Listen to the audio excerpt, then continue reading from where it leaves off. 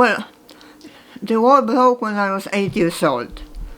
So before World War II, I was just a kid in the preschool, happy-go-lucky kid. My parents, my mother didn't work. My father had pretty good business.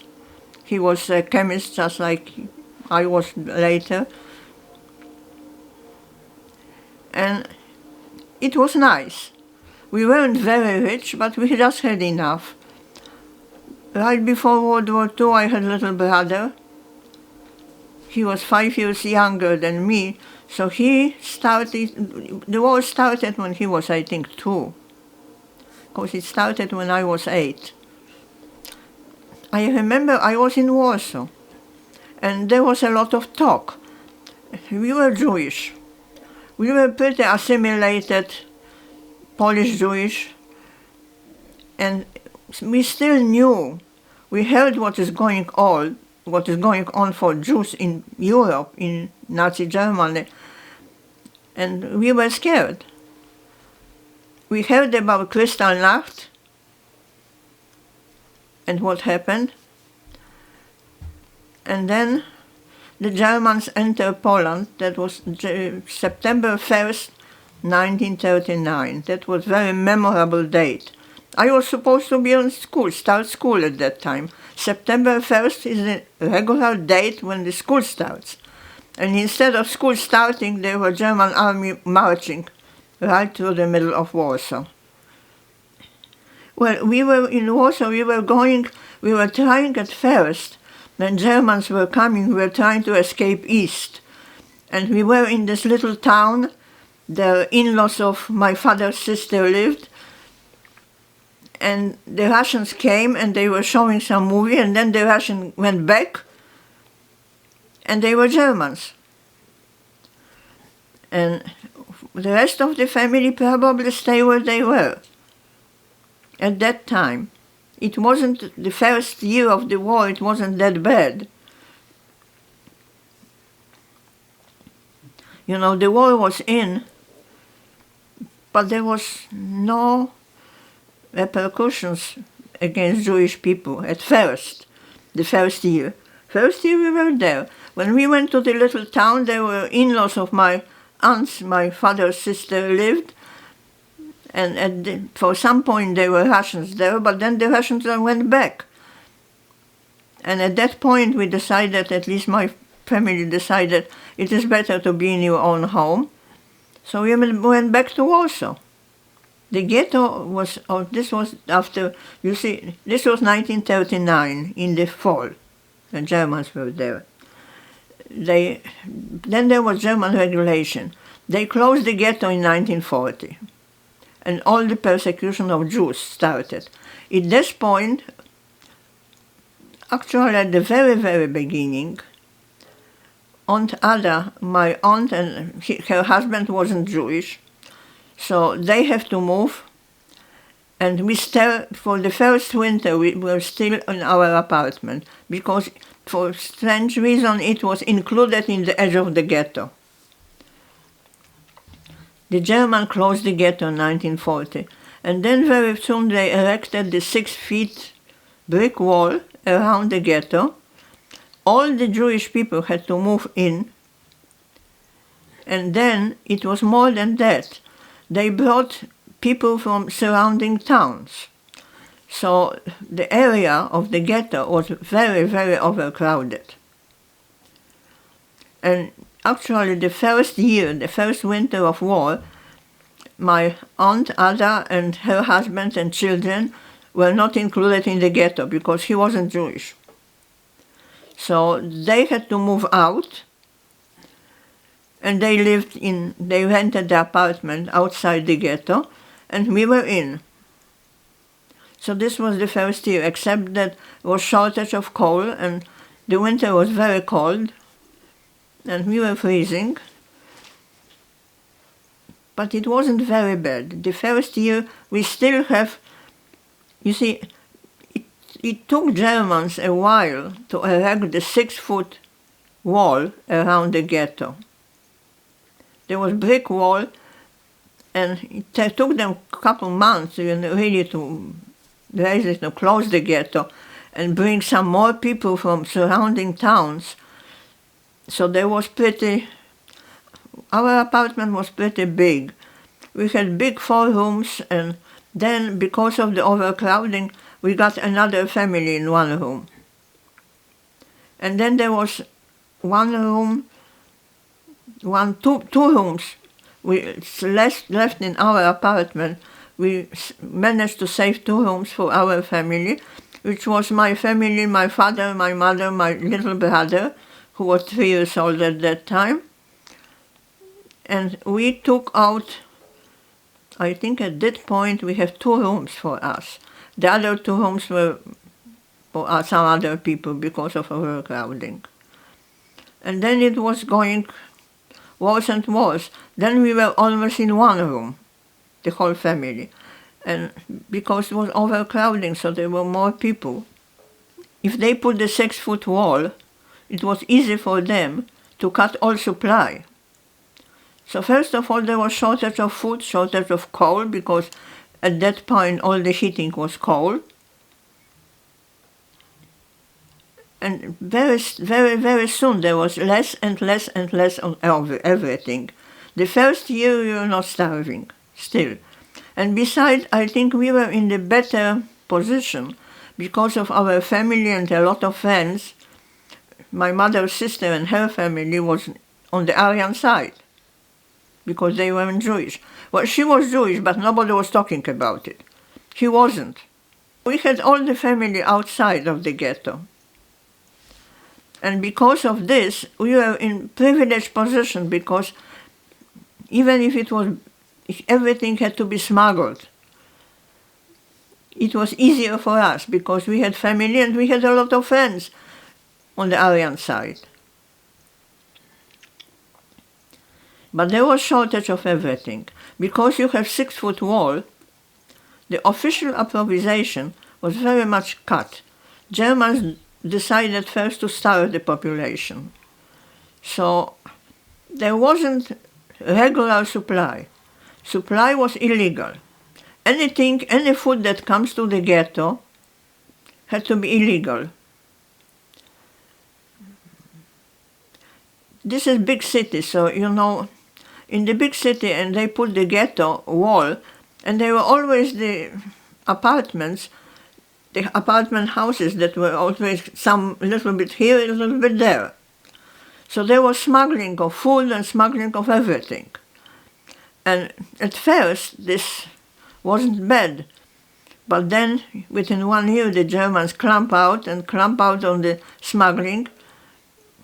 And everything what was there was incredibly expensive. I spent in ghetto 2 years. And the main thing was, I was supposed to be in the 1st grade before World War II. And according to Germans, they were only elementary school for the Polish population, no schooling at all for the Jewish population.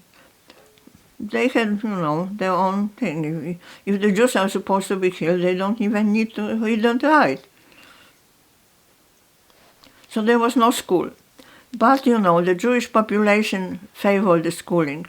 So there was all kind of secret school. I was in one secret school like this, and there was a teacher that I will never forget, Mr. Epstein. When he talked to my parents, he said, all I have is 5th and 6th grade. She was supposed to be legally in 3rd or 4th. I don't have 3rd or 4th. I can take her to this illegal 5th grade. Whatever she will make, she will make. And I will try to help her a little bit. So this is what it was, the illegal schooling. There was about 15 kids in my class. And of course there was no school, so we were meeting at different houses. Whoever's house was a little bit bigger, we had one big room, so once a week there was classroom in our house, and some other time on someone else's house. So this was my schooling. Were there any Germans in the ghetto regulating what was happening? Well, they were. But they weren't like on every street, every place. Of course, they were, first of all, they were entering to the ghetto. Those walls, those entrances, there were few of them. And they were very heavily, there was Gestapo, few of them, on every entrance. In the ghetto, inside the ghetto, there wasn't that many Germans, but there were Germans. And there were Germans, and the main thing was that because they were Germans, they have right to do anything. They have right to stop you on the middle of the street and shoot you just like this, because they like to shoot the target. So there were things, and I think I better tell them this one. There was one thing that I will never forget in my whole life. I was going to my secret school. I must be at that time 9 or 10. No, 9, probably close to 10. And I am on the street going to somebody's place that there was supposed to be school at this day. At some point, there was very dirty street. There was no sanitation. Little kid is playing in the gutter. You know, make the boat from pieces of paper and was putting the thing on the wall, in the gutter, playing in the water. Comes German on the motorcycle, and I am right on the other side of the street. And the German stops. I got so scared, I almost blend into the wall. There were some store doors and some entrances. I am trying to be invisible, blend into the wall. The German grabs this kid, that was maybe 2, I don't know, grabbed this kid and smashed his head over the wall. And it was just like, there's blood and there's brain, and then he gets out on the motorcycle and goes away. So this just tells you, this is what I will never forget. But you have this kind of things all over the place. When the German decided that somebody doesn't look like he likes it, he just stops somebody and shoots him, just because he wants it. After 2 years in the ghetto, less than 2 years, they decided that they are going to empty the ghetto, and officially there was announcement on the walls that everybody is supposed to take something for 2 days and it was for some clothing for a few days, and go to certain place, and we will be transported to so-called labor camps. Like, my father was knowing something. He said, he was talking to the people, and I remember as a little girl, don't go, don't go, don't go. You are not going to the labor camp, you're going to your death. So, after a while, no, there was something else. That there was some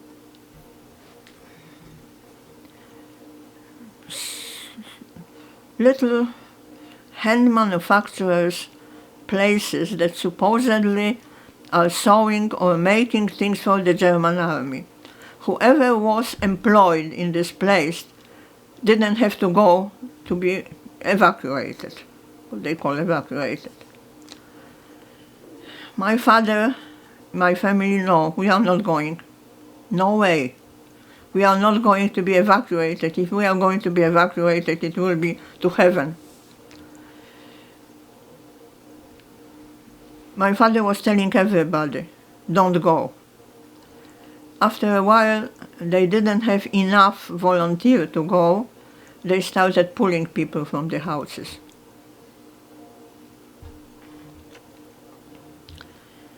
At some point, we knew that things are very, very bad, that people are going to their death, and we just have to escape from the ghetto by all means. And the family decided that first we have to smuggle the children.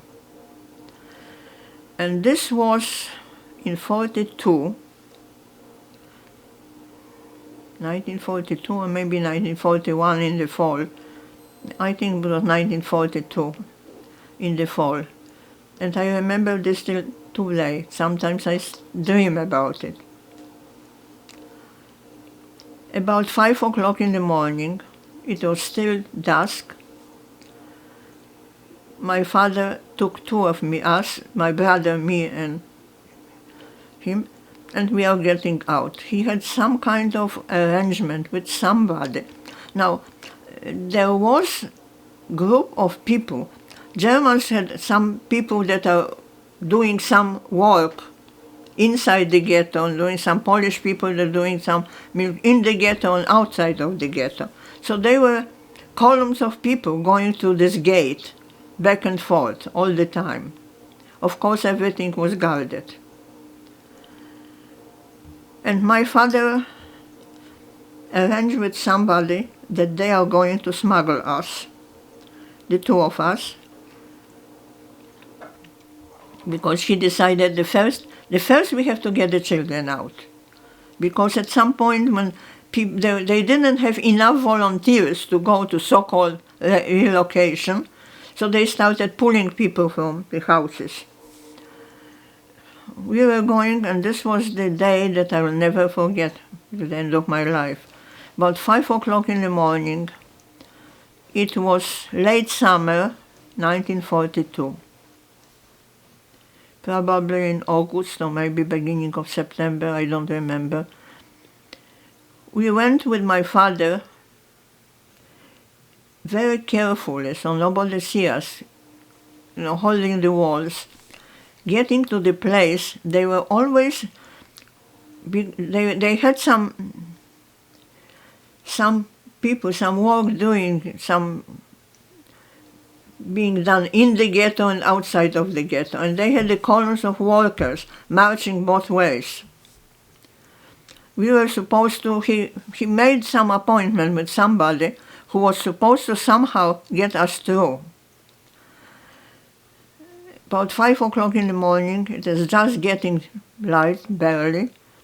We are going along the walls. Nobody have to see us, because we are children. We are not supposed to be there. I was at that time 12, my brother was 6.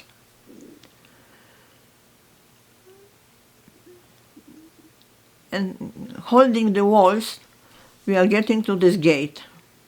And the guy that my father arranged that he's going to smuggle us didn't show up. We don't know why they didn't show up. Maybe he was killed in the meantime. Anyway, we come there, and there is a lot of people. There was a gate, and because there were columns of workers going both ways. And we were sort of mingling among the other people. And that's me, 12, and my brother, 6. And the guy that was my brother arranged before that he's going to smuggle us, he didn't show up. We don't know why he didn't show up. Maybe he wasn't alive anymore. We are standing there, holding the wall, trying to be invisible, and some guy approached my father and asked them point blank, "You want those two kids out to the other side?" At this point, I'm trying till now to get into my father's skin. He said, "Yes, I will do it for a price." He named the price. My father didn't have that much money. Then he pointed, he had this gold pocket watch that were very fashionable right before the World War II. And the guy said, "Okay, I will take the watch with it. And whatever you have, whatever money you have, I will take plus this watch." And this is the moment, and my father said yes. Years later, I am trying to be in the skin of my father. He said yes, and he knew. He didn't know. Maybe this guy is going to shoot us out. Maybe he was going to take us to Gestapo, take all the money. This was just like nothing. But at that point, we couldn't go back, because as children, we are not supposed to be there. If they will catch up my father with the two children, we will be dead immediately. So he said yes. And then there are columns of workers going both sides, both ways. And the guy just took me in one hand, my brother in the other hand. I am 12, he was 6. And there's column of workers, 8 in abreast. And he took us on both sides, and we are going through. He pushed this gold watch in the Gestapo hands, in the German hand, just like this. He looked another way, and we are going through. This is how it was. I will never forget this moment. And then we were on the other side.